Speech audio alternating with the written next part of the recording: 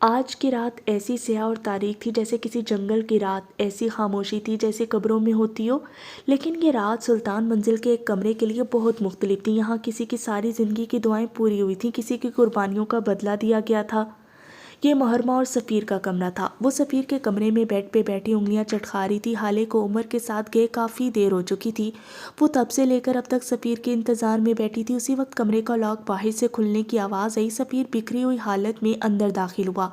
اس کے سیاہ کرتے پہ جا بجا سلوٹیں تھی، بھورے بال بکھرے ہوئے تھے، بڑی ہوئی شیپ اور ہاتھ میں ایک شیشے کی بوتل۔ مہر کو دیکھ کر اس نے بوتل والا ہاتھ پیچھے کیا اور سر چکائے مہر کے قریب سے گزرتا اپنے بیڈ پر آ کر بیٹھ گیا تھا۔ آج مہر کو اس کے پرفیوم کی خوشبو بھی محسوس نہیں ہوئی تھی۔ سفیر کبھی بھی بغیر پرفیوم کے سوتا تک نہیں تھا، اسے خوشبو سے عشق تھا۔ کافی دیر کی خاموشی کے بعد سفیر نے بولنا شروع کیا۔ آئی ایم سوری مہر، میں تمہارے لیے وہ سب کچھ نہیں کر سکا جو تم ڈیزرو کرتی تھی۔ اس دن میری عزت کی خاطر تم نے جو کچھ کیا وہ پرائز لیس تھا۔ اس کی پشت کو دیکھتا بول رہا تھا۔ مہر نے رخ موڑ کر اس کو دیکھا۔ اٹس اوکے سفیر، میں آپ کو سمجھ سکتی ہوں، وہ نرمی سے بولی تھی۔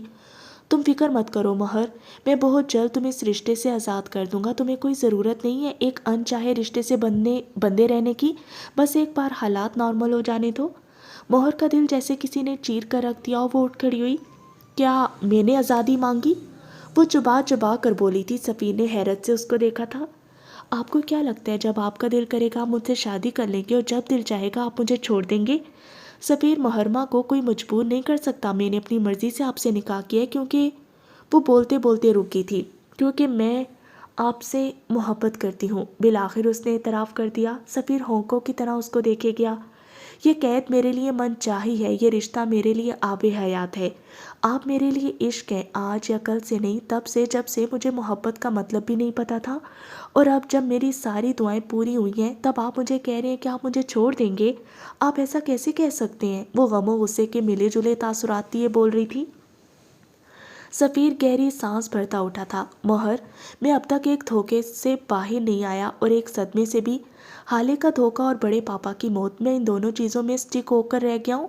تمہارے یہ سارے الفاظ میرے لیے کسی ڈائلاگ سے زیادہ کی حیثیت نہیں رکھتے۔ تمہارے لیے بہتر ہے کہ مجھے چھوڑ دو، اور اگر نہیں چھوڑ سکتی تو پھر تمہیں ایک بٹے ہوئے مرد کے ساتھ رہنا ہوگا، ایک ایسا مرد جو اب کبھی اعتبار نہیں کر سکے گا، اور مجھ سے کوئی امید مت رکھنا۔ یہ تمہارے لیے بہتر ہوگا۔ اگر تمہیں طلاق چاہیے تو جس دن کہو گی دے دوں گا، لیکن میں کم از کم اس لڑکی پہ اعتبار نہیں کر سکتا جس کی بہن میری عزت اور ریپوٹیشن کو خاک میں ملا کر گھر سے بھاگ گئی ہو۔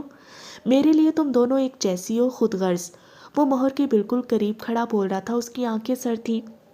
لیکن ان سب میں میرا کیا قصور ہے؟ آپ مجھے کس گناہ کی سزا دے رہے ہیں؟ کیا حالے کے بھاگ جانے میں میرا ہاتھ تھا؟ کیا میں اس کے کسی عمل میں شامل رہی ہوں؟ وہ گلابی ہوتی آنکھوں کے ساتھ کہہ رہی تھی۔ سفیر اس کی بات کا جواب دیے بغیر اپنی جگہ پہ واپس گیا تھا۔ بیڈ کی سائڈ ٹیبل کھول کر بوتل باہر نکالی۔ اب اس کے انداز میں کوئی جھجک نہیں تھی، کوئی خوف نہیں تھا۔ کچھ دیر قبل وہ اس بوتل کو ایک کزن اور بیوی سے چھپا رہا تھا، اب اس کے سامنے وہ لڑکی تھی جو گوٹے گوٹے اس کے عشق میں ڈوبی تھی۔ اس کے سامنے کون سی جھجک، کیسی حیا؟ مرد اس عورت کے سامنے سب سے زیادہ نہ ڈر ہوتا ہے جو اس سے محبت کرتی ہے، کیونکہ وہ اسے ٹوکتی نہیں، صحیح غلط سے، برے اچھے سے، کیونکہ وہ ڈرتی ہے اپنے محبوب کی ناراضگی سے۔ سفیر جانتا تھا مہر بھی کچھ نہیں کہے گی، سو بوتل اٹھائے کمرے سے ملائکہ اسٹڈی کی طرف بڑھ گیا۔ آج کی رات اس حرام مشروب کے نام پیچھے مہر تھی اور اس کے لاتعداد دکھ، وہ مل کر بھی اس کو نہ مل سکا۔ مل کر نہ ملنے کی اذیت بہت بڑی ہوتی ہے۔ عمر اپنے بنگلے کے سرونٹ کوارٹر میں بیٹھا تھا۔ یہ عثمان کا کمرہ تھا جس میں ایک طرف گدا رکھا تھا، اس سے ذرا فاصلے پہ ایک پانی والا کولر اور ایک کونے میں کپڑوں کی ایک ٹرنک۔ یہی اس کمرے کی کل متاع تھی، لیکن اس وقت یہاں ایک چیز کا اضافہ تھا، لکڑی کی کرسی، وہی کرسی جس پہ عمر بیٹھا تھا۔ عثمان اس کے سامنے کھڑا تھا۔ عثمان، کل گھر سے نکلنے کے بعد تم کہاں کہاں گئے؟ وہ تندہی سے پوچھ رہا تھا۔ سر، میں تو بس سپر مارکیٹ گیا تھا، وہاں سے سامان لیا اور واپس آ گیا۔ مجھے کچھ نہیں پتا بی بی صاحبہ کب اور کیسے گاڑی میں آگی، میں تو کہیں اور رکا بھی نہیں تھا۔ سر مجھے معاف کر دیں، وہ شرمندہ تھا۔ عثمان، تم مجھے پاگل بنا رہے ہو؟ سامان لے کر گھر سے نکلتے اور واپسی پہ گاڑی میں ایک لڑکی آتی، میرا دماغ اب مزید مت گھماؤ اور صاف صاف بتاؤ وہ لڑکی گاڑی میں کیسے آئی؟ تم راستے میں کہاں رکے، کس سے بات کی، کتنی دیر بات کی اور کیا بات کی؟ تمہیں وزن میں تبدیلی بھی محسوس نہیں ہوئی؟ سر میں قسم کھا کر کہتا ہوں میں صرف سپر مارکیٹ گیا تھا، گاڑی وہاں کے پارکنگ ایریا میں کھڑی کر کے میں سامان لایا اور اس کے بعد میں گھر آ گیا۔ خدا کی قسم سر، میں سچ کہہ رہا ہوں، یقین کریں۔ تم سپر مارکیٹ جانے تک کہیں نہیں رکے رائٹ؟ مطلب جو کچھ بھی ہوا پارکنگ ایریا میں ہوا؟ عثمان نے فوراً اس بات میں سر ہلایا تھا۔ اوکے، تو جب تم گاڑی پارک کر کے مارکیٹ گئے تب کیا ہوا؟ ایک ایک سیکنڈ کی تفصیل دو مجھے، اور اگر ایک بھی بات جھوٹی نکلی تو میں آج تمہیں زندہ گاڑ دوں گا، وہ اس کو انگلی سے وارن کرتا کہہ رہا تھا۔ سر میں سب سچ ہی بتاتا ہوں، میں گاڑی لاک کر کے مارکیٹ گیا اور پھر میں نے ایک سیکشن سے سارا ڈرائی فروٹ خریدا۔ عمر غور سے اس کی بات سن رہا تھا۔ اس کے بعد میں دوسرے سیکشن گیا، وہاں سے میں نے آپ کے صبح کے ناشتے کے لیے سامان خریدا، اور پھر میں تیسرے سیکشن گیا، وہاں میٹ فروزن آئٹمس تھے، اور ایک منٹ وہ بھی آگے کچھ بولتا کہ عمر نے اس کو ٹوکا تھا، تم فروزن آئٹم کے سیکشن میں کیوں گئے؟ میں نے کبھی اپنے گھر میں باہر کا لایا گوشت نہیں بننے دیا، میں وہی میٹ بنواتا ہوں جس کو میں خود اپنے سامنے بنوا کر لاتا ہوں اور خود پکاتا ہوں، اور یہ بات تم اچھے سے جانتے ہو۔ وہ کرسی سے اٹھ کھڑا ہوا تھا۔ تو اب عثمان صاحب تم مجھے یہ بتاؤ کہ تم فروزن آئٹم سیکشن میں کیوں گئے؟ وہ آنکھوں میں تپش لیے ایک ایک لفظ پہ زور دے کر بولا تھا۔ عثمان گڑبڑایا تھا، اس نے بھی اختیار تھوک نکلا۔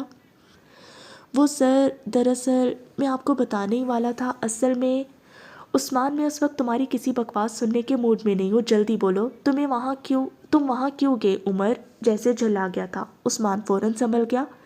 سوری سر، اصل میں ایک لڑکا آیا تھا میرے پاس، اس کی نئی شادی ہوئی تھی سر، اس کو گروسری کا پتہ نہیں تھا، میں بس اس کو گائیڈ کرنے کے لیے اس کے ساتھ تھا، لیکن وہ بہت شریف تھا، بہت اچھا لڑکا تھا۔ میں نے جیسے ہی اس کو سارے سامان لے کر دی اس نے شکریہ ادا کیا اور چلا گیا۔ وہ بہت اچھا تھا سر۔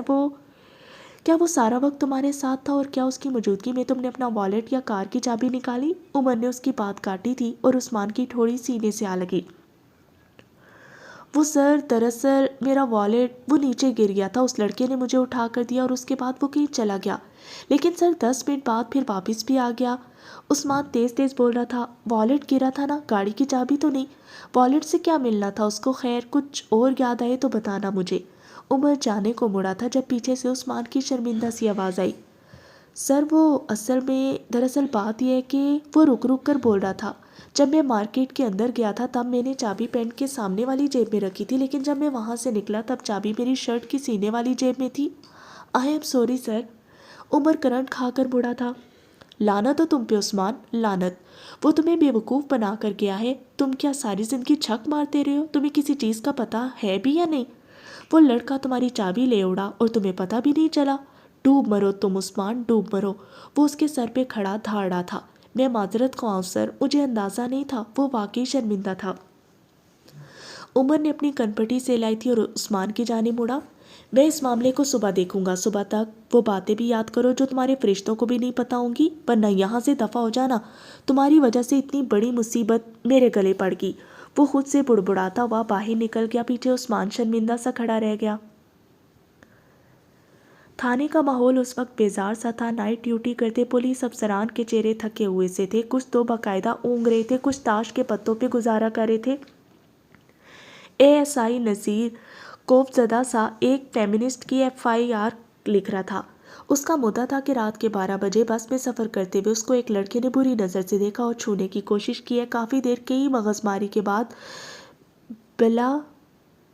بالآخر نذیر FIR کاٹنے کو تیار ہو گیا، ایک نامعلوم اپرادھ پہ، ایک ایسے آدمی پہ جس کی شکل مدعی کو خود بھی یاد نہیں تھی۔ نذیر کا دل تو بس یہی کہنے کو چاہا تھا، بی بی اگر اتنا ہی تنگ کر رہا تھا تو بس میں شور مچانا تھا، یہاں آ کر ہمارا وقت کیوں برباد کر رہی ہو؟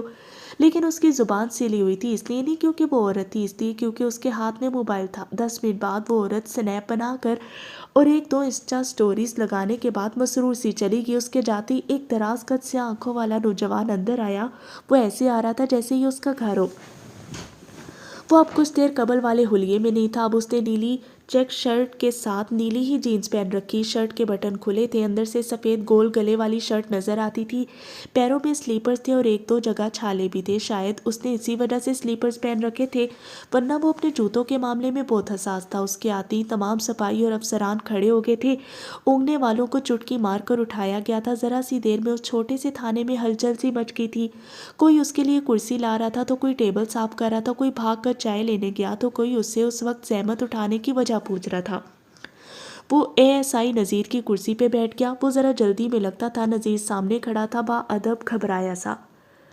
سر آپ حکم کرتے، بندہ حاضر ہو جاتا، آپ نے کیوں زحمت کی ہے؟ وہ عمر کے سامنے کھڑا چاپلوسی کی تمام حدوں کو کراس کر رہا تھا۔ عمر نے ایک ناپسندیدہ نظر اس پہ ڈالی۔ میرے ساتھ بات کرتے وقت اس طرح کھڑے مت رہا کرو، کرسی لاؤ اور میرے سامنے بیٹھو۔ یہاں جتنی عزت میری ہے اتنی تمہاری بھی ہے، آئندہ میں تمہیں اس طرح کھڑا نہ دیکھوں۔ وہ انگلی اٹھاتا تنبیہ انداز میں کہہ رہا تھا۔ نذیر جذبز ہو گیا، پاس پڑی کرسی کھینچی اور بیٹھ گیا۔ وہ پوری طرح عمر کی طرف متوجہ تھا۔ کل رات جس گونگے کو اٹھا کر لائے تھے وہ کہاں ہے؟ عمر اس کو دیکھتے ہوئے پوچھ رہا تھا۔ اس کی آواز میں ایک روب تھا، دبدبا سا تھا۔ سائیں کل سے تو 10 گونگوں کو زبان دی ہے، آپ کس والے کی بات کرتے ہو؟ نذیر کی جگہ ایک ادھیڑ عمر کانسٹیبل بولا تھا۔ عمر نے سنجیدگی سے اس کو دیکھا۔ میں جج صاحب کے کیس والے گونگے کی بات کر رہا ہوں۔ تمہیں میں آدھا گھنٹہ دیتا ہوں، اس کی آواز نکلنی چاہیے۔ اگر آواز نہیں نکلتی تو لکھ کر دے، لکھ کر نہیں دیتا تو اپنے پیروں پہ چل کر اس آدمی کے گھر لے کر جائے جس نے اس کو کل ہائر کیا تھا۔ اور اگر تم سے یہ تینوں کام نہیں ہوئے تو خود کو ڈسمس سمجھو، اور اگر وہ آدمی یہ تینوں کام نہیں کرتا تو ہاتھ پیر اور زبان تینوں کاٹ کر پھینک دو، آئی سمجھ؟ وہ اسی ادھیڑ عمر کانسٹیبل کو دیکھتا وارننگ کے انداز میں کہہ رہا تھا۔ ہو جائے گا سائیں، آپ فکر نہ کرو، وہ مسکراتے ہوئے بولا تھا۔ آج بیوی کا سارا غصہ اسی پہ اترے گا، وہ سوچ کر ہی خوش ہو گیا تھا۔ اب اس کا رخ نذیر کی طرف تھا۔ اور تم نذیر، تم میرے ساتھ جا رہے ہو، جانتے ہو کیوں؟ جی سر جانتا ہوں، آپ کو معلومات چاہیے ہوں گی، میں اس علاقے کے چپے چپے سے واقف ہوں۔ میں اگر کسی کے کتیا بچے جنے یا کسی کا بلہ بھی مر جائے، پہلی خبر مجھے ہی آتی ہے۔ میں اس وقت تمہارے کارنامے سننے کے لیے نہیں بیٹھا ہوں نذیر، کل جس اسپتال میں جج صاحب داخل تھے اس کی تفصیلات چاہیے مجھے۔ وہ خوف زدہ سا تھا۔ جی سر، جیسا آپ کہیں، آدھے گھنٹے تک ہو جائے گا، وہ تابعداری سے بولا تھا۔ عمر اٹھ کھڑا ہوا تھا، باقی سب اس کے ساتھ اٹھے تھے۔ ایک اور بات، کل صبح تک میں معطل ہو جاؤں گا، مجھے یہ سارا کام آج کی رات کرنا ہے۔ تم سب جاگو گے، آج کی رات کوئی نہیں سوئے گا۔ کوئی چونکا نہیں تھا۔ اتنا اندازہ تو ان سب کو تھا کہ میڈیا کے سامنے حالانکہ اتنے بڑے الزام کے بعد یہ سب تو ہونا ہی تھا۔ اورنگی تھانے کے شبیر کو کال کرو، اس سے کہو میں کچھ نمبرز بھیج رہا ہوں، ان کی ڈیٹیلز چاہیے مجھے۔ وہ اپنے ساتھ ساتھ چلتے نذیر سے کہہ رہا تھا۔ اور فرقان سے کہو وہیں مرزا کی 1 مہینے کی رپورٹ مجھے دے، وہ کس سے ملا، کہاں گیا، کتنی دیر گیا، کیوں گیا، اور وہاں کیا کھایا کیا پیا، مجھے سب چاہیے نذیر۔ نذیر ایک چھوٹی سی نوٹ پیڈ پہ سب نوٹ کرتا جا رہا تھا۔ نذیر عمر کا سب سے خاص آدمی تھا، اسے شہر کے چپے چپے سے واقفیت تھی۔ شہر کے سارے اشتہاری اور فرار ملزم اس کی جیب میں تھے۔ وہ عمر کا وفادار تھا اور اس نے یہ بات کئی دفعہ ثابت بھی کی تھی۔ وہ دونوں اب گاڑی میں بیٹھ چکے تھے۔ نذیر کے منع کرنے کے باوجود وہ ڈرائیونگ سیٹ عمر نے خود سنبھالی تھی۔ اب وہ سامنے سڑک پہ دیکھتے ہوئے کہے جا رہا تھا، SHO کو کال کرو، اس سے کہو اپنے بندے اس سیلون میں بھیجے جہاں جج صاحب کی بیٹی تیار ہونے گئی تھی، اور مجھے وہاں کی وہ فوٹیج چاہیے جو انہوں نے ڈیلیٹ کر دی ہے۔ اوکے سر، ہو جائے گا۔ ویسے ہم جا کہاں رہے ہیں سر؟ جس نے میری نیند حرام کیا اسے سکون سے کیسے سونے دے سکتا ہوں؟ ہم اس کی نیند خراب کرنے جا رہے ہیں۔ اس کا لہجہ اب بھی بے لجک تھا۔ سر ایک بات پوچھوں؟ تھوڑی دیر بعد نذیر کی آواز گونجی تھی۔ عمر نے جواب نہیں دیا، وہ جانتا تھا نذیر منع کرنے پر بھی پوچھے گا ضرور۔ آپ نے بی بی کو واقعی اغوا کیا تھا کیا؟ جج صاحب سے تو آپ کی اچھی خاصی سلام دعا تھی، پھر بھلا ایسا کیوں کیا آپ نے؟ اس کے لہجے میں تجسس تھا۔ میرے باپ کا نام کیا ہے نذیر؟ وہ اس کی بات کا جواب دیے بغیر بولا۔ سر وہاج علی خان، وہ کچھ حیرت سے بولا تھا۔ عمر نے ابرو اچکائی تھی۔ اچھا، مجھے لگا تم نذیر، تم میرے باپ ہو، اس لیے تم مجھ سے ایسے سوال کر رہے ہو۔ آئندہ میرا باپ بننے کی کوشش مت کرنا، جتنا بتانا ہے اتنا ہی بتاؤں گا، تم مجھ سے باتیں نہیں نکلوا سکتے۔ نذیر گڑبڑا سا گیا تھا، خود پہ 2 حرف بھیج کر وہ موبائل کی طرف متوجہ ہو گیا۔ اتنے میں وہ لوگ شہر کے ایک پوش علاقے میں داخل ہو چکے تھے۔ 5 منٹ مزید ڈرائیو کے بعد وہ امت الولا کے باہر کھڑا تھا۔ عمر نے گاڑی اس ولا کے بالکل سامنے کھڑی کر دی۔ گاڑی کو گیٹ کے بالکل سامنے کھڑے دیکھ کر چوکیدار بھاگتا ہوا آیا تھا۔ سر کس سے ملنا ہے آپ کو؟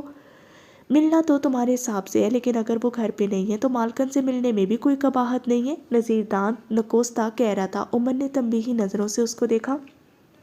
کسی عورت کے بارے میں ایسی بات نہیں کرتے۔ نذیر خاموش ہو گیا۔ سکندر شاہ کو بھیجو، بولو عمر حیات آیا ہے۔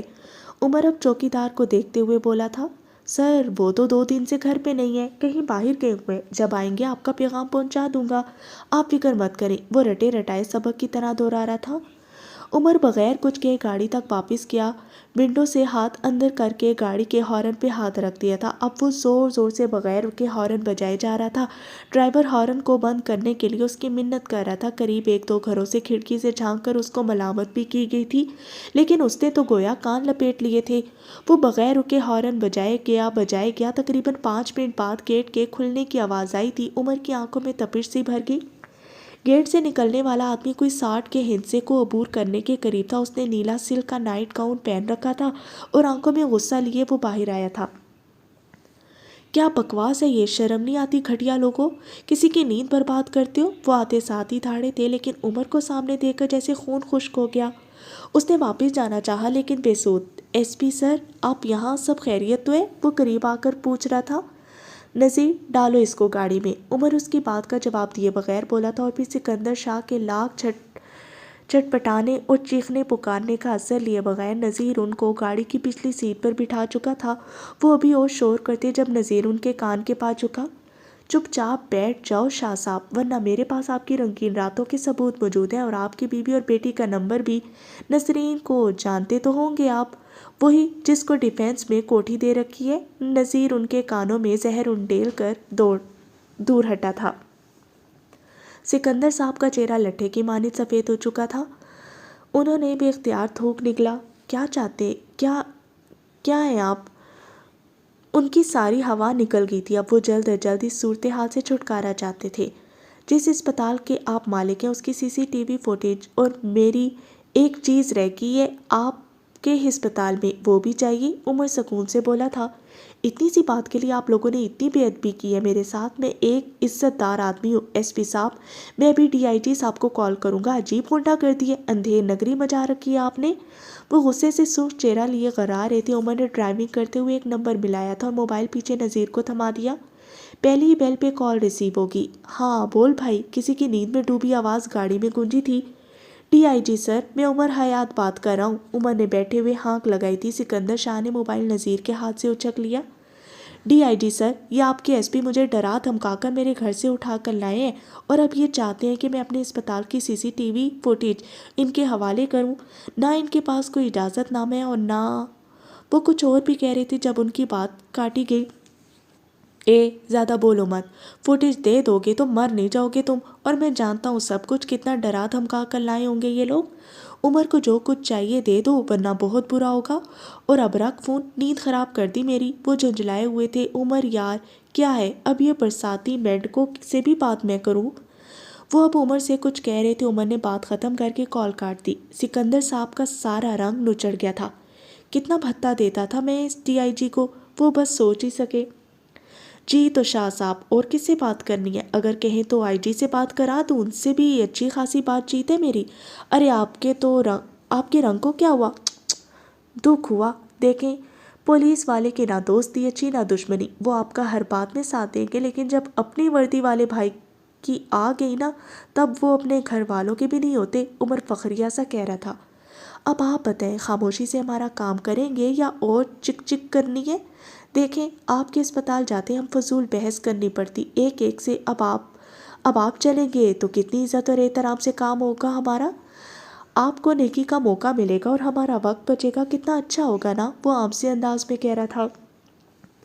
نذیر اپنے موبائل پہ ساری ڈیٹیل جمع کر رہا تھا۔ ہو جائے گا آپ کا کام، ہسپتال چلیں آپ اب کے ان کا انداز سپاٹ تھا۔ تقریباً آدھے گھنٹے بعد وہ تینوں اسپتال کے سیکیورٹی روم میں بیٹھے صبح نکاح کے بعد والی فوٹیج دیکھ رہے تھے، لیکن کوئی فائدہ نہیں تھا۔ 1.5 گھنٹے کی فوٹیج غائب تھی۔ جس وقت حالے اور عمر اس سڑک پہ بیٹھے تھے وہ فوٹیج غائب تھی۔ شاہ صاحب، 1.5 گھنٹے کی فوٹیج کہاں ہے؟ عمر ان کی طرف دیکھتا سنجیدگی سے پوچھ رہا تھا۔ دیکھیں عمر صاحب، میں آپ کو سچ بتاتا ہوں، جس طرح آپ زور زبردستی ہمیں یہاں لے آئے ہیں، اسی طرح دوپہر بھی کسی نے بالکل اسی طرح 1.5 گھنٹے کی فوٹیج میرے سیکیورٹی چیف سے ڈیلیٹ کروا دی اور اسے آج شام کی فلائٹ سے دبئی بھجوا دیا۔ اب آپ چاہے مجھے مار دیں یا میرے اسپتال کو آگ لگا دیں، جو سچ ہے سو ہے۔ اس سسٹم میں سروائیو کرنے کے لیے ہم سب کو کافی دفعہ ایسے کام کرنے پڑتے ہیں۔ مجھے پتا تھا آپ چپ نہیں بیٹھیں گے، اسی لیے میں آپ سے چھپتا پھر رہا تھا، سکندر شاہ نرمی سے کہہ رہے تھے۔ آپ کا سیکیورٹی چیف فوٹیج ڈیلیٹ کر دیتا ہے، آپ کا ڈاکٹر میری اجازت کے بغیر ہمارے مریض کے کمرے میں کسی کو بھی جانے دے دیتا ہے، آپ کے اسپتال میں ہماری چیزیں مسنگ ہوتی ہیں اور پھر آپ کہتے ہیں کہ ہم پولیس والے غنڈے ہیں۔ یہ تو کھلم کھلا تضاد ہے شاہ صاحب، عمر ان کو دیکھتا چپتے لہجے میں کہہ رہا تھا۔ آپ کی چیز مسنگ نہیں ہے عمر صاحب، میں نے آپ کی چیز سنبھال کر رکھی ہے، میرا اور آپ کا کوئی ذاتی اناج نہیں تھا، مجھ سے جتنا ہو سکے گا میں آپ کو اتنی فیورز دوں گا، میں ایک ذمہ دار شہری ہوں، آپ کو مجھ سے شکایت نہیں ہوگی۔ ساتھ ہی ایک لڑکے کو اشارہ کیا۔ جج صاحب بہت اچھے آدمی تھے، اللہ ان کی مغفرت فرمائے، کیا یہ ہے آپ کی مسنگ چیز؟ گو کہ یہ انلیگل ہے لیکن خیر، وہ اس لڑکے کے ہاتھ سے ایک چھوٹی سی ڈبیا لے کر اس کو کھولتے ہوئے کہہ رہے تھے۔ اب ان کے ہاتھ میں ایک ننھا سا کیمرہ تھا۔ عمر بے تاثر لہجے کے ساتھ ان کو دیکھتا رہا، اس کی نظریں اب بھی متلاشی تھی، اب بھی اس کی کھوج مکمل نہیں ہوئی۔ عمر اٹھ کھڑا ہوا تھا، ان کے ہاتھ سے کیمرہ لے لیا، نذیر بھی عمر کے ساتھ کھڑا ہوا تھا۔ شاہ صاحب میں نے بہت کوشش کی کہ میں آپ کا خاندان بچا سکوں جس طرح میں اپنا نہیں بچا سکا، لیکن آپ بکاؤ نکلے، اب آپ مجھ سے شکایت مت کیجیے گا۔ میں آپ کے پاس آیا، آپ سے عزت سے بات کی، نرمی سے اپنی چیزیں مانگی، لیکن آپ نہیں دیں، اب آپ خود آئیں گے اور مجھے میری چیزیں واپس کریں گے، میں آپ پہ حالات اتنے تنگ کر دوں گا کہ آپ کو آنا پڑے گا شاہ صاحب۔ وہ کہہ کر رکا نہیں تھا، لمبے لمبے ڈگ بھرتا وہاں سے نکل گیا تھا۔ پیچھے سکندر شاہ نے بھی اختیار اپنا ماتھا مسلا تھا۔ لعنت ہو تم لوگوں پہ، کس پاگل آدمی کے ساتھ پھنسا دیا مجھے، اب نہ یہ خود چین سے بیٹھے گا اور نہ مجھے بیٹھنے دے گا۔ وہ سخت پریشان تھے۔ ذرا دور اسپتال کے پارکنگ ایریا میں جھانکو تو عمر حیات اپنی گاڑی میں بیٹھتا دکھائی دے رہا تھا۔ اس بار ڈرائیونگ سیٹ پہ نذیر تھا، ساتھ نذیر کو ہدایات دے رہا تھا۔ اس سیکیورٹی چیف، کیا نام ہے اس کا؟ عبدل، ہاں، اس کی فیملی کا پتہ لگاؤ نذیر، اور شاہ صاحب کی ساری ویڈیوز ان کی بیٹی اور بیوی کو بھیج دو، کل تک کسی سوشل میڈیا اکاؤنٹ پہ بھی پوسٹ کر دو، میرا خاندان نہیں بچے گا تو میں کسی اور کا بھی نہیں رہنے دوں گا۔ سر، بیوی کو بھیجنے کا کیا فائدہ، کیوں نہ اس کی محبوبہ کو بھیج دیں؟ نذیر چمکتی آنکھوں کے ساتھ کہہ رہا تھا۔ عمر نے ایک نظر اس کو دیکھا تھا اور پھر موبائل پہ نظریں جمائے بولنا شروع کیا۔ باہر والی خود بے وفا ہوتی ہے، اس لیے بے وفائی معاف کر دیتی ہے، لیکن گھر والی، وہ چاہے خود دھوکے باز ہو لیکن اس کو اپنا مرد وفادار چاہیے ہوتا ہے۔ ویڈیو بھیجو اور پھر دیکھو کس طرح ٹوٹتے ہیں خاندان۔ خیر، اپڈیٹس تو مجھے۔ وہ اب بھی موبائل کو دیکھ رہا تھا، اس میں کسی طرح اس ننھے کیمرے کا سسٹم آن کر رہا تھا۔ سر، فہیم مرزا ایک مہینے سے سوائے شمس سلطان کے اور کسی سلطان سے نہیں ملا، اور پرواز سلطان کا کال ریکارڈ چیک کروایا ہے میں نے، لیکن کوئی فہیم مرزا یا کسی ایسے آدمی سے ان کی بات نہیں ہوئی جس کی بنا پہ ان پہ شک کیا جائے۔ سیلون والوں نے ساری فوٹیج بھیج دی ہے، آپ کو ای میل کر دیا میں نے، اور وہ عبدل، اس کا بھی کچھ پتہ کرتا ہوں، کوئی دبئی نہیں گیا ہوگا، وہ یہیں لالو کھیت میں اس کے کوئی رشتہ داروں کے گھر چھپا بیٹھا ہوگا، صبح تک اس کو بھی دیکھ لوں گا میں۔ سر، اور کچھ چاہیے تو بتائیں۔ وہ ساری تفصیل بتا کر اب تابیداری سے پوچھ رہا تھا۔ تمہیں کیا لگتا ہے یہ ساری انفارمیشن سچی ہے؟ 100% جھوٹ ہے سر، بک گئے ہیں سارے، یا پھر صحیح جگہ چیک نہیں کر رہے۔ آپ مجھے 2 دن کا وقت دیں، میں سب چیزیں معلوم کر لوں گا۔ آپ اگر کہتے ہیں کہ فہیم مرزا پرواز سلطان سے ملا ہے، کب، کہاں، کیسے، مجھے نہیں پتا، لیکن وہ ملا ہے۔ سیلون والوں نے اتنے آرام سے فوٹیج کیسے دے دی؟ اور عبدل، اسے آج کی رات ہی ملنا ہوگا، اسے ڈھونڈ لوں گا میں، مجھ پہ اعتبار کریں۔ وہ یقین دہانی کرا رہا تھا۔ مجھے تم سے یہی امید ہے، وہ موبائل کو دیکھتے ہوئے بولا تھا۔ عمر نے اب سسٹم کو موبائل پہ آن کر لیا۔ گاڑی کو قبرستان کی طرف موڑو، اس نے موبائل سے نظریں ہٹا لی تھیں۔ سر، اس وقت؟ نذیر، تم کیوں آج اپنی موت میرے ہاتھوں لکھوانا چاہتے ہو؟ تمہیں کتنی دفعہ کہا ہے کم بولا کرو؟ سوری سر، اب ایسا نہیں ہوگا، وہ شرمندگی سے بولا تھا۔ اور پھر واقعی قبرستان پہنچنے تک وہ کچھ نہیں بولا تھا۔ وہاں پہنچ کر عمر اندر چلا گیا جبکہ نذیر کو باہر ہی کھڑا کر دیا تھا۔ تھوڑی دیر بعد وہ ایک تازہ گیلی مٹی والی قبر کے قریب بیٹھا تھا۔ اس قبر پہ اب تک چڑھائے کے پھول تازہ تھے۔ عمر آنکھوں میں کرپ لیے اس قبر پہ ہاتھ پھیرتا رہا، اس کی آنکھوں میں ہلکی نمی تھی۔ ماموں، بڑی دیر بعد اس نے قبر میں سوئے آدمی کو مخاطب کیا تھا۔ آئی مس یو یار، آپ ہوتے تھے تو پتہ ہی نہیں چلتا تھا مشکل کیا ہے، مصیبت کیا ہے۔ عمر کو آپ کا بڑا سہارا ہوتا تھا، لیکن اب سب چیزیں میرے ہاتھ سے نکلنے لگی ہیں۔ حسن اور حالے مجھ سے نفرت کرتے ہیں، ثبوت مل نہیں رہے، اور آپ سے کیا وعدہ میں نبھا نہیں پا رہا ہوں۔ میں حالے کو کیسے روکوں؟ ان کا غم بہت بڑا ہے، آپ کو مجھے چھوڑنا نہیں چاہیے تھا۔ میں اکیلا ہو گیا ہوں، حالے اور حسن کا تو بس باپ مرا ہے، شمس سلطان کا بھائی، یوسف سلطان کا بیٹا، لیکن عمر حیات کا تو باپ، بھائی، دوست، خاندان سب مر گئے ہیں۔ آپ کا جانا میرے لیے میرے لیے سب سے بڑا دکھ ہے، لیکن میں آپ سے وعدہ کرتا ہوں میں کسی ایک کو بھی نہیں بخشوں گا، کسی ایک کو بھی نہیں۔ ہر بار عمر سے ہی کیوں اس کا خاندان چھینا جائے؟ ہر بار فروا کیوں کامیاب ہو؟ اس نے مجھے میرے خاندان سے دور کیا، میری ماں کو اپنی اولاد سے دور کیا، اور آج تو اس نے میرا سب کچھ ختم کر دیا۔ یہ آپ کی قبر نہیں ہے، یہ عمر حیات کے جذبات کی قبر ہے، اس کے اندر کے انسان کی قبر ہے۔ ان لوگوں نے پتہ ہے مجھے آپ کے جنازے سے بھی دور رکھا۔ آپ کا وارث میں بھی تھا، کاش میں نے آپ کی بات مانی ہوتی اور اپنا حق لیا ہوتا۔ اب اس کی آنکھیں بند تھی، وہ اس منظر کو بھلا کر 10 سال پیچھے چلا گیا تھا۔ یہ رات ظالم اور شفاق تھی۔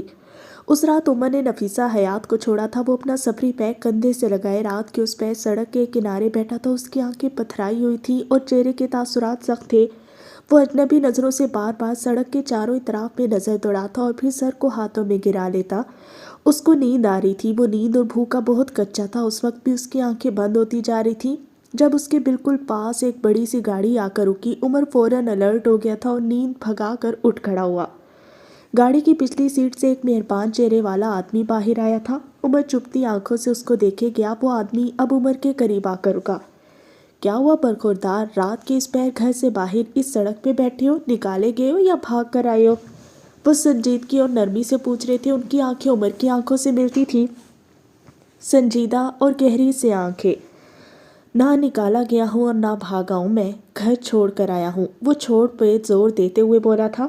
اچھا، مطلب باغی ہو، پھر تو تمہیں چاہیے کہ میرے ساتھ چلو، میرے پاس تمہارے لیے ایک بہترین جگہ ہے۔ اور آپ کو ایسا کیوں لگتا ہے کہ میں اس آدمی کے ساتھ چلا جاؤں گا جس سے ملے ابھی مجھے 5 منٹ بھی نہیں ہوئے؟ اس کا لہجہ مشکوک تھا۔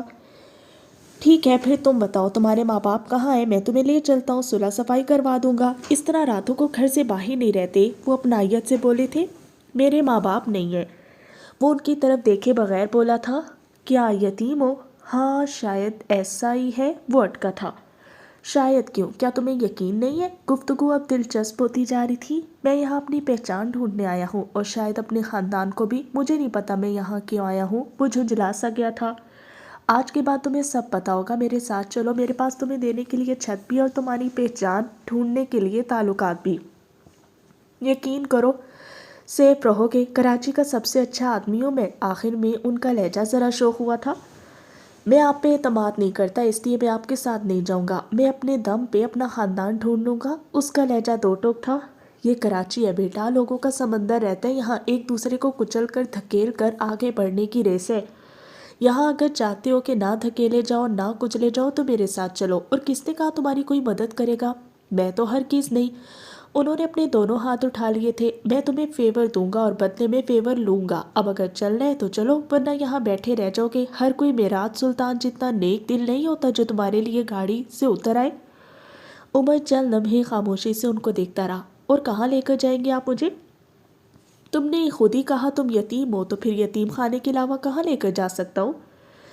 کیوں لے جائیں گے مجھے؟ میں 18 سال کا ہوں، یتیم نہیں ہوں، بالغ ہوں، کما سکتا ہوں، کھا سکتا ہوں، آپ کی خیرات کیوں لوں؟ وہ تیوری چڑھائے بولا تھا۔ میں تمہیں خیرات دے بھی نہیں رہا، جس طرح یہاں بیٹھے خالی سڑک پہ پہرا دے رہے اسی طرح میرے اور فنیج کے گیٹ پہ دے دیا کرنا اور کمائی ہوئی روٹی کھانا۔ عمر حیات نے مشکوک نظروں سے دیکھتا رہا اور پھر کندھے ڈھیلے چھوڑ دیے۔ اگر آپ نے مجھے ڈاج دینے کی کوشش کی تو اچھا نہیں ہوگا، اور آپ نے مجھ سے وعدہ کیا آپ مجھے فیور دیں گے، اگر نہیں دی تو میں آپ کے خلاف کورٹ میں جاؤں گا، آپ مجھے جانتے نہیں ہیں، وہ ان کو وارن کرتا بول رہا تھا۔ انہوں نے وعدہ نہیں کیا تھا، وہ لفظوں کو اپنی مرضی کے مطلب دے رہا تھا۔ معراج نے طنزیہ نظروں سے اس کو دیکھا۔ بلیک میلر کی اولاد نہ ہو تو؟ اوکے سو مسٹر عمر حیات اب چلیں، میری بیٹی اندر سو رہی ہے، وہ مصالحت جو انداز میں بولے تھے۔ عمر بغیر جواب دیے ان کے ساتھ چلنے لگا تھا۔ گاڑی کے اندر بیٹھتے ہی معراج سلطان نے ایک میسج ٹائپ کیا اور اس کو جونیئر کے نمبر پہ بھیج دیا۔ عمر مجھے مل گیا ہے، وہ میرے ساتھ ہے، فکر مت کرو تم۔ انہوں نے میسج کر کے موبائل رکھ دیا تھا۔ تھوڑی دیر بعد گاڑی ہیون کی طرف روانہ تھی۔ پچھلی سیٹ پہ بیچ میں معراج سلطان بیٹھے تھے، ان کی دائیں طرف 12 سالہ حالے سو رہی تھی جس کو انہوں نے اپنے سینے سے لگایا ہوا تھا، دوسری طرف عمر حیات بیٹھا تھا، آنکھوں میں بھری نیند، چہرے پہ بیزاری لیے۔ البتہ اس نے دوبارہ نظر اٹھا کر 12 سالہ حالے کو دیکھا، لیکن بس رشک کی نظر سے۔ اس کی نیند کتنی بے فکر تھی۔ سر عمر سر نذیر کے کندھا ہلانے پر وہ ہوش میں آیا تھا۔ منظر بلبلے کی طرح تحلیل ہوا۔ وہ مہربان چہرہ اب اس کے ساتھ نہیں تھا اور یہی حقیقت تھی، بے حد تلخ حقیقت۔ ہاں بولو، وہ نذیر کو دیکھ کر بولا۔ سر صبح ہونے والی، اب چلنا چاہیے، ابھی بہت کام رہتے ہیں۔ عمر نے آخری نظر اس قبر کو دیکھا تھا اور اٹھ کھڑا ہوا۔ میں بہت جلد دوبارہ آؤں گا جب میں سب کچھ فکس کر لوں گا، اوکے؟ وہ جیسے ان کو تسلی دے رہا تھا۔ صبح کی روشنی پھوٹنے والی تھی، اس کو گھر جانا تھا، بھی واقعی بہت کام باقی تھے۔ سورج کی روشنی چاروں طرف پھیل گئی تھی۔ پیلی چمکیلی دھوپ نے سارے کو اپنی لپیٹ میں لے رکھا تھا۔ ہر گزرتے لمحے دھوپ کی گرمی اور تپش بڑھتی جاتی تھی۔ اسی وقت عمر حیات اپنے بنگلے کی 4 دیواری کا جنگلہ پار کرتا اندر داخل ہوا۔ اس کی آنکھیں سرخ تھیں، وہ رات بھر سویا نہیں تھا اور ابھی اندر جانے پہ ایک اور آزمائش اس کے لیے تیار تھی۔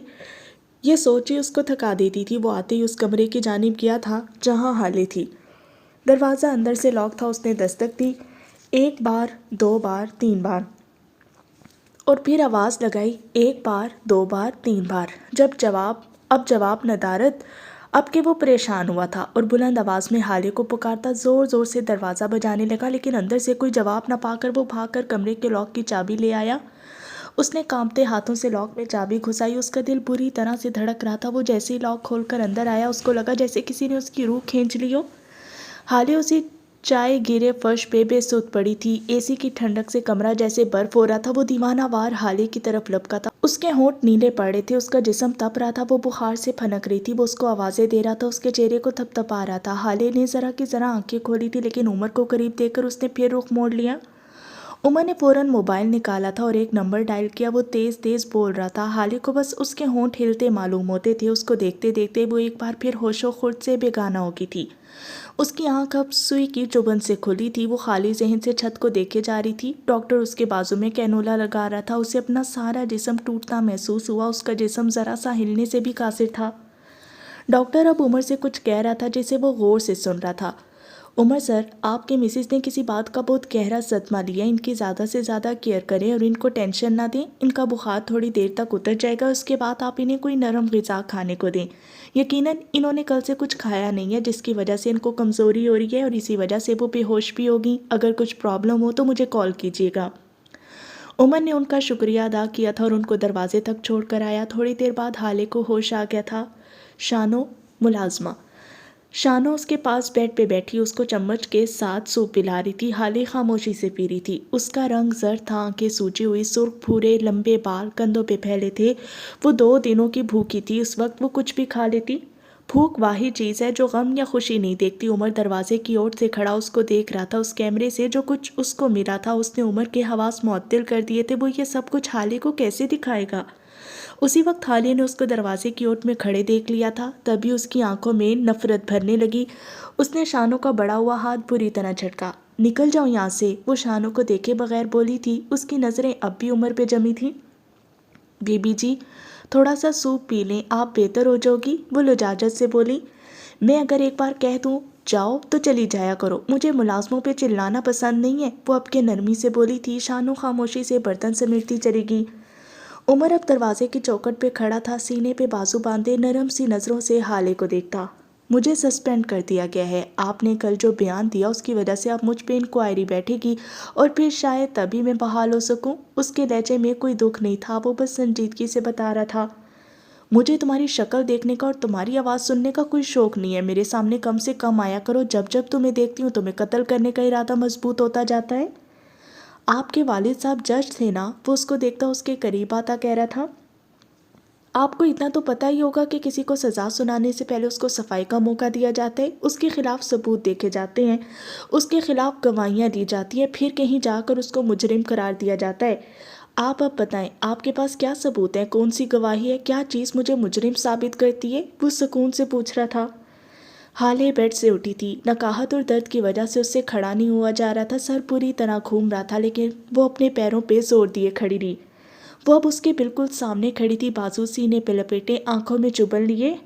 میری شادی سے کچھ دن پہلے تو مجھے پرپوز کرتے ہو، پھر اچانک میں اپنی شادی کی رات پارلر سے اغوا ہو جاتی ہوں اور سی سی ٹی وی فوٹیج میں اور کسی اور جگہ بھی کوئی سراغ نہیں ملتا۔ میری فیملی کو اسپتال کا اجازت نامہ، ہماری تصاویر اور وہ ویڈیوز موصول ہوتی ہیں جو کہ میرے لیے متنازع ہیں، اور ان سب تصاویر اور ویڈیوز میں میں تمہارے ساتھ ہوں، صبح کو میں تمہاری گاڑی کی ڈگی میں نیم مردہ سی پڑی ہوتی ہوں اور وہ گاڑی تمہارے گھر میں ہوتی ہے، تم ساری رات منظر سے غائب ہوتے ہو۔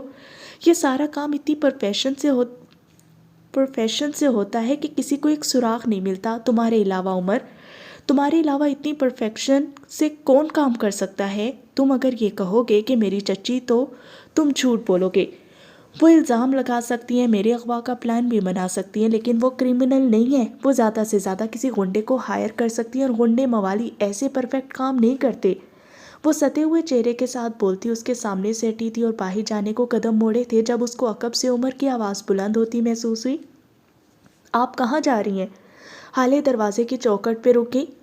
تمہیں یہ حق کس نے دیا کہ تم مجھ سے سوال جواب کرو؟ تمہیں کیا لگتا ہے تم نے میرے ساتھ جو کچھ بھی کیا میں معاف کر دوں گی تمہیں؟ تھانے جا رہی ہوں میں، پہلے تم پہ اغوا کی FIR کٹواؤں گی اور اس کے بعد تم سے خلا کا کیس دائر کروں گی۔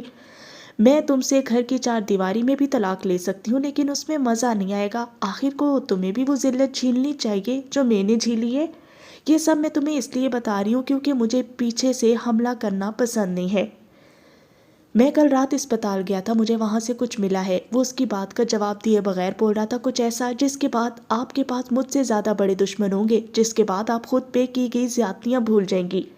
آپ کو چاہیے کہ ایک بار دیکھ لیں۔ وہ کبھی بھی یہ بات نہ کرتا اگر اس کو حالے کے چلے جانے کا خوف نہ ہوتا۔ حالے اس کی بات نظر انداز کرتی آگے بڑھنے لگی جب عمر نے ایک بار پھر آواز لگائی، آپ کے باپ کو قتل کیا گیا ہے حالے۔ وہ بلند آواز میں بولا۔ حالے جہاں تھی وہیں رکی، ساکت متحیر شل۔ وہ پھٹی پھٹی نظروں سے عمر کو دیکھے گی۔ شوق پہ یقینی صدمہ کیا تھا جو اس وقت اس کی آنکھوں میں نہیں تھا؟ تم ایسا کیسے کہہ سکتے ہو؟ اس نے خود کو بولتے سنا۔ میرے پاس ثبوت ہیں، وہ اس کو دیکھتے ہوئے بولا تھا۔ حالے نے بھی اختیار دروازے کا سہارا لیا تھا۔ عمر نے فوراً آگے بڑھ کر اس کا ہاتھ تھامنا چاہا، جسے حالے نے جھٹک دیا۔ آپ کو آرام کی ضرورت ہے، آپ آرام کریں، ہم اس بارے میں بعد میں بات کریں گے، پلیز آپ لیٹ جائیں تھوڑی دیر۔ وہ فکر مندی سے کہہ رہا تھا۔ مجھے دکھاؤ کیا ہے تمہارے پاس، کس نے کیا ہے یہ سب، بتاؤ مجھے، وہ پھٹی ہوئی آواز میں چلائی تھی۔ میں آپ کو کوئی بھی ثبوت صرف تب دوں گا جب آپ اپنے پیروں پہ چل کر میرے پاس آئیں گی، صحت مند اور کنٹرولڈ۔ اس سے پہلے میں آپ کو ایک چیز بھی نہیں دکھاؤں گا۔ سو مسز حالے سلطان، اپنے بیڈ پہ واپس جائیے اور اب صرف تب آئیے گا جب آپ کو کسی چوکھٹ کا سہارا نہ لینا پڑے۔ لڑکھڑاتے قدم سچ نہیں سن سکتے۔ آپ کے اغوا کا الزام تو پہلے ہی لگ چکا ہے مجھ پہ، اب آپ کو سچ بتا کر قتل کا کیس خود پہ نہیں لگوا سکتا۔ وہ بول کر رکا نہیں تھا، لمبے لمبے ڈگ بھرتا چلا گیا تھا جبکہ حالے اسی دروازے کے ساتھ لگی بیٹھتی چلی گئی۔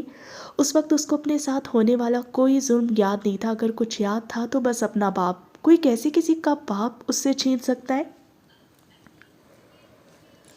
محرمہ ٹرالی میں چائے اور ناشتے کا سامان لیے یوسف سلطان کے کمرے میں جا رہی تھی۔ اس نے سادہ سبز رنگ کا لان کا سوٹ پہن رکھا تھا، بھوری آنکھیں ہلکی سرخ تھیں، شاید نیند نہ پوری ہونے کی وجہ سے۔ اس نے کمرے کے دروازے پہ دستک دی تھی اور پھر دروازہ پورا کھول کر اندر چلی گئی۔ یوسف سلطان اپنے بیڈ پہ بیٹھے تھے، وہ 2 دن میں ہی صدیوں کے بیمار لگ رہے تھے۔ مہر نے ٹرالی ان کے سامنے رکھی اور اب وہ ان کے لیے چائے بنا رہی تھی۔ مہر، میری حالے کہاں ہے؟ کچھ پتہ کرو اس کا، کوئی لے آؤ اس کو۔ میں نے رات میں راج کو دیکھا ہے، وہ میرے خواب میں آیا تھا، وہ مجھ سے بڑا ناراض تھا میری حالے کی وجہ سے۔ میں نے اس کو نکال دیا ہے، یہ میں نے کیسے کیا؟ خدا کے لیے اسے لے آؤ، میں ساری زندگی تمہارا احسان نہیں بھولوں گا، اسے لے آؤ۔ وہ مہر کو دیکھتے روندے ہوئے لہجے میں کہہ رہے تھے۔ چائے بن چکی تھی۔ مہر نے چائے ان کی سائڈ ٹیبل پہ چائے کا کپ رکھا اور خود ان کے ساتھ بیڈ پہ جا بیٹھی، ان کا بوڑھا ہاتھ اپنے ہاتھ میں لیا۔ یوسف سلطان نے جھٹکا نہیں، اس کے اندر تک سرشاری پھیل گئی، وہ اس کے لیے سپی سے بھی بڑی نعمت تھے۔ ابا، وہ چلی گئی ہے۔ میں نے اس کو روکا، حسن نے بھی روکا، لیکن وہ نہیں رکی۔ معراج بابا نے، انہوں نے کل حالے کا نکاح اس عمر حیات کے ساتھ کروا دیا تھا، وہ اب یہاں نہیں آئے گی۔ ابا، وہ بڑی ضدی ہے، بالکل امی کی طرح۔ آپ صبر کریں، کچھ وقت تک صبر، میں اسے آپ کے پاس لے آؤں گی، کیونکہ میں محرمہ آپ سے ساری دنیا سے زیادہ محبت کرتی ہے۔ میرے پاس سب سے قیمتی تعلق آپ ہیں، میں آپ کے لیے کچھ بھی کر سکتی ہوں، میرا خاندان بس آپ ہیں۔ میں اسے لے آؤں گی ابا، آپ کے لیے۔ وہ ان کے ہاتھ پہ ہاتھ رکھ کے یقین دہانی کروا رہی تھی۔ یوسف سلطان نے اس کا ہاتھ ذرا سا اونچا کیا اور اپنے قریب لا کر چوم لیا۔ میں تم پہ بھروسہ کرتا ہوں مہر، بس مجھے میری حالے لا دو، تم لا سکتی ہو، تم ہی لا سکتی ہو۔ محرمہ شل رہ گی، بالکل ساکن، اس نے اپنا سانس تک روک لیا۔ ابا نے مجھ سے یہ کہا، وہ اتنی ہلکی آواز میں بولی تھی کہ بامشکل خود سن پائے۔ مہر تم بتاؤ نا بیٹا، وہ کیسی ہے، ٹھیک تو ہے نا؟ کل تم اس سے ملی تھی نا؟ ان کی آواز بے تاب تھی۔ ابا وہ جلدی نارمل ہو جائے گی۔ وہ ان کو دلاسا دیتی جانے کو اٹھ کھڑی ہوئی۔ کہاں جا رہی ہو تم؟ اس کو اٹھتے دیکھ کر وہ ہراساں سے ہو گئے۔ ابا میرا وقت ختم ہو گیا ہے، آپ نے مجھے اتنا ہی وقت دیا تھا، اب ہم شام کی چائے پہ ملیں گے۔ مجھے ساری ترتیب یاد ہے، وہ نرمی سے کہہ رہی تھی، اس کے لہجے میں بے پناہ محبت تھی۔ لعنت بھیجو ترتیب پہ، تم یہاں بیٹھو میرے ساتھ، مجھ سے باتیں کرو، حالے کی بات، معراج کی بات، مت جاؤ تم۔ وہ ایسے بے بسی سے بولے تھے کہ مہر کا دل پسیجا تھا۔ وہ بیٹھ گئی تھی، اسے اس سے زیادہ کیا چاہیے ہوگا، کہ اس کی زندگی کی سب سے بڑی خواہش تھی۔ یہ بخت بھی عجیب شاہ ہے، ایک سے اس کا باپ لیا گیا تھا تو ایک کو باپ کی شفقت مل گئی تھی۔ بخت نے اگر کسی کو نوازا تھا تو وہ محرمہ وہاج تھی۔ عمر کے جانے کے بعد حالے مرے قدموں سے اٹھی تھی اور دراز پہ پڑی سب دوائیوں کو مٹھی میں بھر کر پھانک لیا۔ اس کا جسم بھی نقاہت زدہ تھا، اسے کمزوری محسوس ہو رہی تھی۔ وہ چند لمحے بیڈ پہ بیٹھی گہرے سانس لیتی، خود کو پرسکون کرتی رہی اور پھر بیڈ پہ گرنے کے انداز میں لیٹ گئی۔ شاید ان گولیوں میں کوئی نیند کی گولی بھی تھی جس کی وجہ سے اس کو لیٹتے ہی نیند آ گئی تھی۔ اس وقت جب اس کی آنکھ کھلی تو کروٹ کے بل اپنے بیڈ پہ لیٹی تھی، کمفرٹر اس کے اوپر سیٹ تھا، بخار اتر چکا تھا اور اب جسم کا درد بھی کافی حد تک کم ہو گیا تھا۔ تھوڑی دیر تک اسی طرح پڑے رہنے کے بعد وہ اٹھ بیٹھی تھی۔ صبح عمر کی بات ایک جھماکے کے ساتھ اس کے ذہن میں آئی تھی۔ اس کی دھڑکن تیز ہونے لگی تھی، دل میں درد سا اٹھنے لگا تھا۔ وہ ہمت کرتی اٹھی تھی اور واش روم میں بند ہو گئی۔ تھوڑی دیر بعد جب وہ باہر نکلی تو کافی فریش لگ رہی تھی، البتہ آنکھوں کا کرب واضح تھا۔ وہ کمرے سے نکل کر نیچے چلی آئی، شانو سے عمر کے بارے میں پوچھا۔ وہ چھت پہ بیٹھا تھا، شانو نے اس کو راستہ سمجھا دیا۔ اس نے جیسے چھت پہ قدم رکھا، عمر سامنے ہی جائے نماز پہ بیٹھا نظر آیا۔ حالے کی آنکھوں میں کرچیاں سی بھرنے لگیں۔ وہ خدا کے بندوں کو رسوا کرنے کا بعد اب خدا کو منانے میں لگا تھا۔ وہ چلتی ہوئی اس کے بالکل پاس جا کر کھڑی ہوگی، عین اس کے عقب میں۔ اس نے عمر کی پیٹھ کو دیکھتے بولنا شروع کیا۔ بابا کہتے تھے حقوق العباد میں ہیرا پھیری کرنے والے حقوق اللہ بھی نہیں نبھا سکتے۔ اللہ سے محبت کرنے کے لیے ضروری ہے کہ اس کی مخلوق سے محبت کرو، ان کے حق نہ کھاؤ، ان پہ ظلم نہ کرو، اس کی بنائی ہوئی چیزوں سے محبت کرو، جن سے وہ محبت کرتے ہیں ان سے محبت کرو۔ اللہ نے مجھے بڑی محبت سے بنایا ہوگا، وہ مجھ سے بھی 70 ماؤں جتنی محبت کرتا ہوگا۔ تم میرے ساتھ ظلم کر کے اب اللہ کے آگے کیسے خود کو کلیئر کرنے آئے ہو؟ تمہیں خدا سے شرم نہیں آتی؟ وہ تنزیہ سے لہجے میں کہہ رہی تھی۔ عمر نے اس کی جانب نہیں دیکھا تھا، اس کی نظریں ڈوبتے سورج اور نارنجی سے سیاہ ہوتے آسمان پہ جمی تھی۔ میری اماں کہتی ہیں اللہ کے ساتھ اپنا معاملہ ہمیشہ درست رکھو، بندوں کا کیا ہے، شکوہ شکایت کرنا ان کا کام ہے۔ حقوق العباد کبھی نہ کبھی ٹھیک ہو جاتے ہیں، کر لیے جاتے ہیں، حقوق اللہ نہ خراب ہو کسی بھی نفرت یا محبت کی وجہ سے۔ جو اللہ 70 ماؤں سے زیادہ محبت کرتا ہے وہ بندوں کے دل آپ کے لیے نرم کر ہی دے گا، ان سے آپ کے معاملات درست کروا ہی دے گا، آپ کے دل سے بھی مہرے ہٹا دے گا۔ بس شرط یہ ہے کہ اس کو نہ چھوڑو، اس سے تعلق جوڑے رکھو، درد میں، مصیبت میں، غم میں، خوشی میں، ہمیشہ۔ اور بات اگر شرم کی ہے تو اماں کہتی ہیں اللہ سے کچھ بھی کہنے میں شرم نہ محسوس کرو، اس سے کہہ دو جو دل میں ہے، جو دماغ میں ہے، سب کہہ دو۔ خدا ہے، اسے ہماری بات کرنے کی ضرورت نہیں ہے، ہمیں ہے۔ اگر حل چاہیے تو اس سے بات کرو، بغیر شرمائے، بغیر جھجکے، اس سے مدد مانگو، اسے پکارو۔ حقوق اللہ میں کوتاہی نہ کرو، حقوق العباد خود بخود درست ہونے لگیں گے، کیونکہ جو خدا کے سامنے جھکتا ہے اس سے محبت کرتا ہے، اس سے ڈرتا ہے، وہ اس کے بندوں کے ساتھ غلط کر ہی نہیں سکتا۔ اللہ اس کا دل خود ہی نرم کر دیتا ہے، بالکل چڑیوں کی طرح۔ مجھے تمہاری باتوں سے کوئی سروکار نہیں ہے عمر، ادھر دیکھو مجھے، میں اپنے قدموں پہ کھڑی ہوں، مجھے بتاؤ میرے باپ کے ساتھ کیا ہوا ہے؟ آخر میں اس کی آواز کانپی تھی۔ اپنے والدین کی بیماری یا موت کے بارے میں بات کرنا کسی بھی اولاد کے لیے سب سے مشکل کام ہوتا ہے۔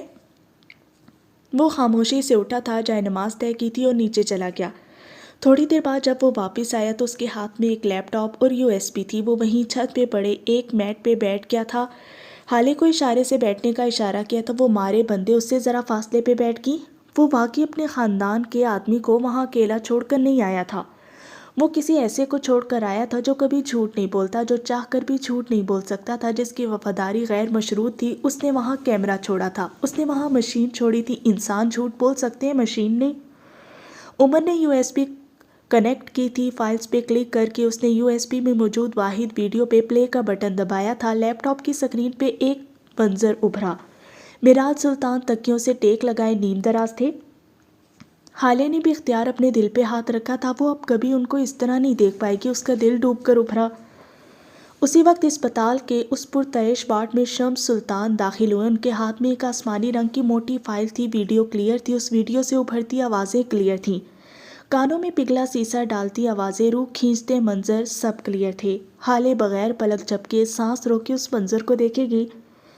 वो मिराज सुल्तान के पास रखे सोफे पे बैठ गए थे। उमर ने कुछ मनाजिर स्किप किए थे। अब उसने दोबारा वीडियो को चंद मिनट आगे से शुरू किया। शम्स सुल्तान अब कह रहे थे, भाईजान मैं आपसे एक बात करना चाहता हूँ। जानता हूँ सही वक्त नहीं है, लेकिन बहरहाल करना तो है ही। कारोबार को डिले नहीं किया जा सकता। असल में बात यह है, मुझे कुछ पैसा चाहिए। मैं कहीं इन्वेस्ट करना चाहता हूँ और मुझे आपकी मदद चाहिए। मैं क्या कर सकता हूँ शम्स? तुम्हारे पास मुझसे ज़्यादा प्रॉपर्टी है। मेरे पास तो बस एक घर है और एक दो प्लॉट्स। घर में हाले के नाम कर चुका हूँ और दोनों प्लॉट्स हसन की पढ़ाई और शादी के लिए हैं। वो मेरे बच्चों की सेफ्टी है। तुम मुझसे क्या चाहते हो? उनका लहजा संजीदा था। शम्स मुस्कुराए थे। आप भूल रहे हैं भाईजान, आपके पास हेवन है। अब भी लोग उसको मार्केट प्राइस से डबल प्राइस पे ख़रीदने को तैयार हैं। और वो अस्पताल और हेवन के साथ वाली ज़मीन, आप ये सब कैसे भूल गए भाई? अगर इन सब में से कोई एक जगह भी बेच दी जाए तो हमें करोड़ों का फ़ायदा हो सकता है। आप मेरे साथ मिल जाए भाई, फिर देखिएगा हमारा कारोबार कहाँ से कहाँ पहुँच जाएगा। मिराज सुल्तान सीधे होकर बैठ के थे। किसने कहा कि अब वो कारोबार हमारा है? उनकी ठंडी आवाज़ ने जैसे शम्स को बर्फ़ कर दिया। जिस दिन मैं यहाँ से बाहर आऊँगा, मैं तुम्हारी कंपनी से अपने शेयर्स निकाल लूँगा। मैं अपना 25% ले लूँगा, क्योंकि अब मैं मज़ीद तुम्हारे साथ कोई कारोबार नहीं करना चाहता। जो लोग मेरी औलाद के ना हो सके वो मेरे क्या होंगे? तुम लोगों ने मेरे बच्चों पे हाथ उठाया है, वो भी तब जब मैं सिर्फ अस्पताल में एडमिट था। अगर मैं मर गया तुम लोग तो मेरे बच्चों की पोटियाँ नोच लोगे। शम्स, मैं अब सुल्तान मंजिल भी वापस नहीं आऊँगा। मैं अपने बच्चों और बीवी के साथ कहीं और शिफ्ट हो रहा हूँ। तुम्हारे और मेरे रास्ते आज के बाद अलहदा हैं। नहीं भाई, आप ऐसा नहीं कर सकते। इस वक्त अगर आपने अपने शेयर्स निकाल लिए तो मैं बर्बाद हो जाऊँगा। मैं आपको हरगिज़ ऐसा नहीं करने दूंगा। मैं आपका भाई हूँ, आप मेरे साथ ऐसा कैसे कर सकते हैं? वो मारे बौखलाहट के यहाँ से वहाँ चक्कर लगाने लगे थे। ठीक है, मैं तुम्हें वक्त देता हूँ, तुम स्टेबल हो जाओ। मैं भाई हूँ तुम्हारा, तुम्हें बर्बाद होता नहीं देख सकता।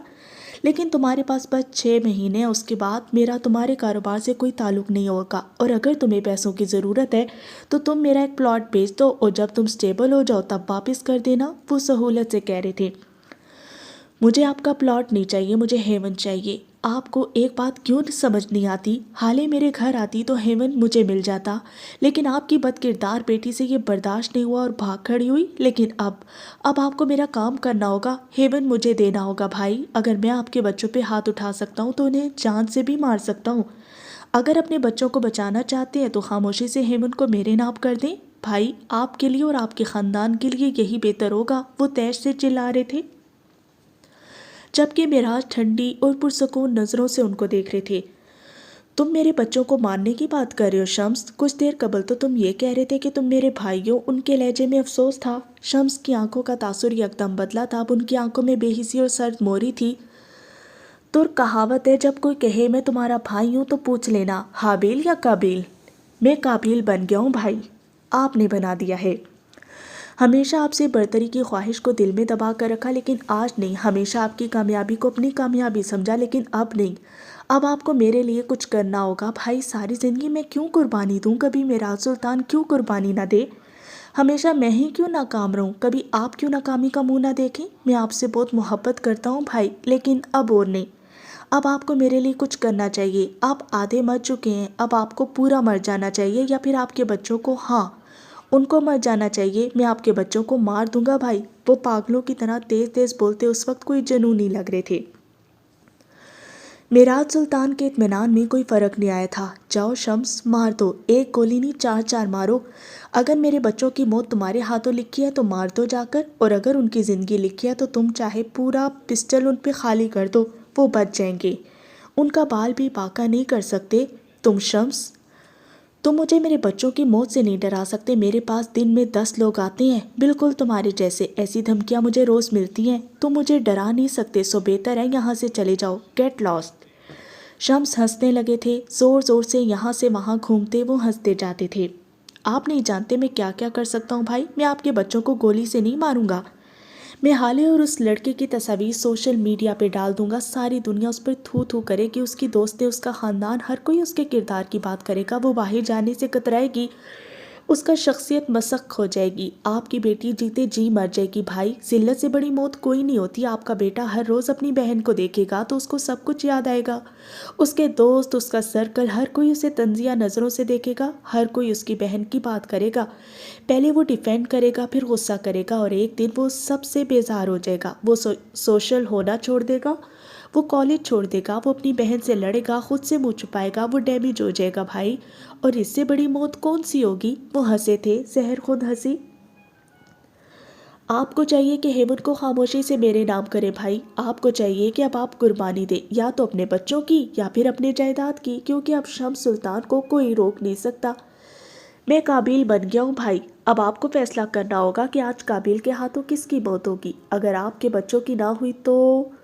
वो रुके थे, बस एक लम्हे को, तो आपकी मौत होगी भाई। मैं आपको मार दूंगा लेकिन हेवन नहीं छोड़ूंगा।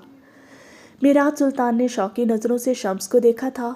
मैं तुम्हारा भाई हूँ शम्स, वो एक एक लफ्ज़ पे जोर देकर बोले थे। तुम मुझे मार दोगे, तुम मेरे बच्चों को मार दोगे, तुम क्या बन रहे हो यार, क्या हो गया तुम्हें, हम दोनों के दरमियान ऐसा क्या आ गया। तुम मेरे भाई हो शम्स, मेरा वारिस, तुम मुझे मार दो, आओ मार दो, मुझे फ़र्क नहीं पड़ेगा, लेकिन तुम बर्बाद हो जाएगा, तुम्हारा सुकून ख़त्म हो जाएगा, तुम्हारी नींदें उड़ जाएंगी, गिल्ड तुम्हें मार देगा। मुझे मार कर अपने साथ जुल्म मत करो, मेरे बच्चों के साथ जुल्म मत करो। हसन बहुत छोटा है, हाले के बगैर मेरी सांस उखड़ती है, अपने और मेरे साथ जुल्म मत करो, हर जुल्म का बदला देना पड़ता है, ये मत करो मेरे भाई। मेरी बात सुनो, तुम्हें पैसे चाहिए, तुम मेरा 25% ले लो, ये मैं मौत के डर से नहीं कह रहा, ये मैं अपने भाई को गुनाह से बचाने के लिए कह रहा हूँ। तुम मेरी प्लॉट्स बेच दो, मेरा घर बेच दो, मैं तुम्हें हेवन भी दे देता, खुदा की कसम मैं दे देता। लेकिन शम्स, मैंने मस्जिद में बैठकर अपने खुदा से वादा किया था कि मैं हेवन प्रोजेक्ट को कभी भी अपने ज़ाती मुफादात के लिए इस्तेमाल नहीं करूँगा। कोई मोहब्बत, कोई चाहत, किसी भी जज्बे को खुद पे हावी नहीं होने दूंगा। मैं खुदा के साथ किया वादा नहीं तोड़ सकता, और तुम्हें खुद के साथ और अपने साथ जुल्म करने नहीं दे सकता। मेरे भाई, खुद के साथ जुल्म मत करो, काबिल मत बनो। वो उनको देखते हुए नरमी से कह रहे थे, उनके लहजे में भाई के लिए मोहब्बत थी, फिक्र थी, खुलूस था। शख्स ने चंद लम्हे उनको सुना था, देखा था, उनकी बातें अपने जहन में जज्ब करने की कोशिश की, लेकिन नहीं, अब नहीं। उन्होंने ज़ोर ज़ोर से अपनी गर्दन नफ़ी में हिलाई थी। आपकी जज्बाती तकरीर मुझे मुतासिर नहीं कर सकती, मैं एक मशीन हूँ, एक रोबोट, मेरा मकसद बस पैसा है, मेरा इश्क, मेरा जुनून बस पैसा है। ऐसी लफाजियों ने कई साल पहले ही मुझ पर असरअंदाज करना छोड़ दिया था, मेरे सीने में कोई दिल नहीं है जो पिघल जाए। आप मुझे नहीं रोक सकते भाई, आपने हमेशा अपनी इन्हीं बातों की वजह से मुझ पर बर्तरी हासिल की, मुझसे बेहतर पाया, मैंने सब कुछ बर्दाश्त किया। क्या आपको हक पहुँचता था?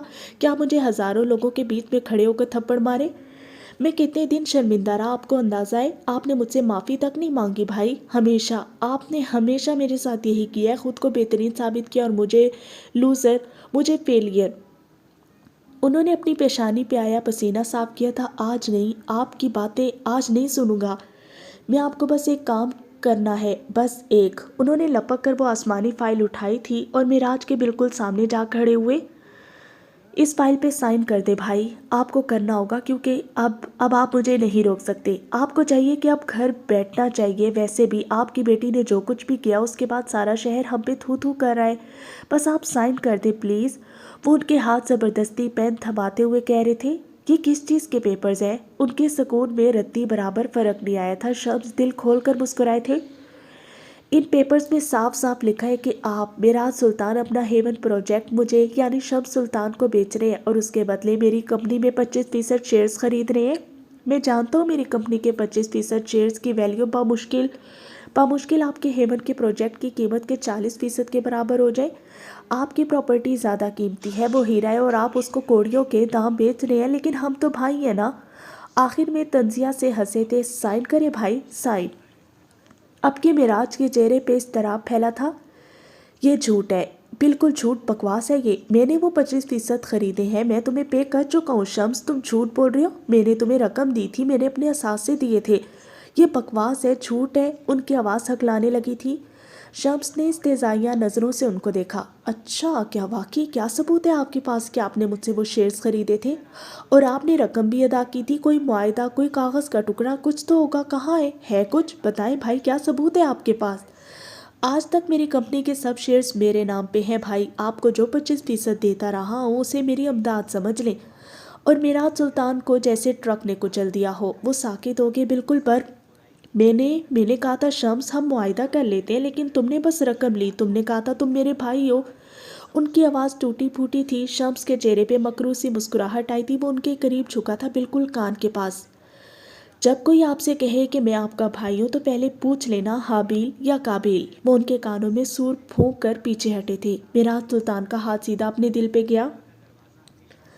कई साल कबल जब मिराज सुल्तान ने शम्स से उनकी कंपनी, जो कि यूसुफ सुल्तान के नाम थी लेकिन वरासत में शम्स के हिस्से में आनी थी, अभी उसकी कागजी कार्रवाई नहीं हुई थी, उस कंपनी के शेयर्स खरीदने चाहे थे, तब शम्स ने उनसे कोई मुआहिदा नहीं किया था। बस लफ्जी बातें हुई और मिराज सुल्तान ने सारी रकम शम्स के हवाले कर दी। कंपनी से मिलने वाला मुनाफे का 25% मिराज सुल्तान को मिल जाया करता था। मिराज के सीने में दर्द शुरू हो गया था। वो अपने सीने पे हाथ रख के दोहरे होने लगे। उनका सांस उखड़ा था। डॉक्टर को बुलाओ शम्स, मुझे दर्द हो रहा है। उमर को बुलाओ शम्स, उमर को बुलाओ, बहुत दर्द हो रहा है शम्स। भाई जाओ, डॉक्टर बुलाओ शम्स। मेरा माल गज़ब नहीं कर सकते तुम, गासिब मत बनो। मेरे बच्चों का हक है ये। मेरा हसन, वो छोटा है बहुत, मुझे मरने मत दो। डॉक्टर को बुलाओ। हाले का क्या होगा शम्स, मेरे बच्चे रुल जाएंगे। डॉक्टर को बुलाओ, हसन बहुत छोटा है। उनके अल्फाज टूटे फूटे थे, दर्द शदीद था। वो अपने सीने को मसल रहे थे। उनका चेहरा सुर्ख होने लगा था, जिस्म पसीने से शराबूर था। शम्स भुनुए भेंचे उनको देखे क्या? आपका दामाद आ ही जाएगा, लेकिन आज आपको साइन करने ही होंगे। शम्स ने उनके हाथ में ज़बरदस्ती पेन थमाई थी और फाइल अपने हाथ में ले रखी थी। मिराज के हाथ से पेन छूटा था। उनके हाथ कांप रहे थे। वो बार बार नफ़ी में सर हिलाते। उमर को बुलाओ, डॉक्टर को बुलाओ शम्स, मैं भाई हूँ तुम्हारा। दर्द हो रहे, बुलाओ डॉक्टर को। लेकिन शम्स तो जैसे उनकी सुन ही नहीं रहे थे। उन्होंने मिराज के सीने पे दबाव डालकर उनको अस्पताल के बेड पे धिक्का दिया। वो अपने सीने पे हाथ रखे नीम मुर्दा से गिर गए थे।